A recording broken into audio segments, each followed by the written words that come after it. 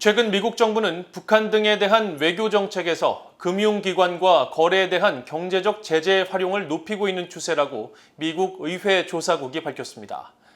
금융 제재를 통한 미국의 지렛대를 유지하기 위해 국제 금융통신망 관련 문제들을 종합적으로 검토할 것을 의회에 제안했습니다. 첫 소식 이주은 기자가 보도합니다. 미국 의회 조사국은 19일 발표한 국제금융통신체계에 관한 첫 보고서에서 최근 몇 년간 미국 정부는 외교정책 목표를 진전시키기 위해 금융기관과 거래에 대한 경제적 제재에 점점 더 눈을 돌리고 있다고 밝혔습니다. 미국의 달러와 미국 금융기관의 중심성은 미국의 경제적 지렛대를 제공하며 의회는 금융통신 시스템에 대한 제재 대상의 접근을 제한하기 위한 방안을 고려해왔다는 겁니다. 의회 조사국은 특히 과거 대북 금융거래 연루 가능성이 제기됐던 벨기에 소재 국제금융거래 네트워크인 스위프트에 주목했습니다.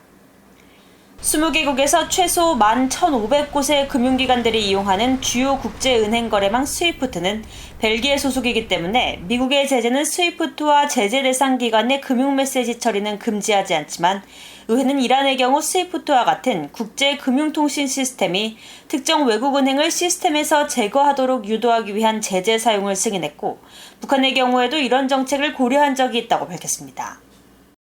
2017년 초 유엔 전문가 패널 보고서에 따르면 북한 당국은 2016년 스위프트를 이용해 방글라데시 중앙은행에서 약 8,100만 달러의 자금을 빼내는 등 이 금융통신망을 이용해 제재를 회피하고 있다는 지적이 제기된 바 있습니다. 이에 따라 미국 의회 일각에서는 스위프트의 세컨더리 보이콧, 즉 3자 금융제재를 적용해야 한다는 주장이 나오기도 했습니다. 의회 조사국은 2017년 3월 벨기에 당국이 스위프트가 북한은행에 대한 서비스를 더 이상 제공하지 못하게 했고 이어 스위프트는 북한은행 7곳을 시스템에서 퇴출시켰다는 점을 명시했습니다. 의회 조사국은 특히 중국과 러시아 등 일부 국가들은 미국의 제재를 회피하거나 향후 제재 가능성에 대한 노출을 줄이기 위해 스위프트와 유사한 자체 금융통신 시스템을 만들고 있다고 밝혔습니다.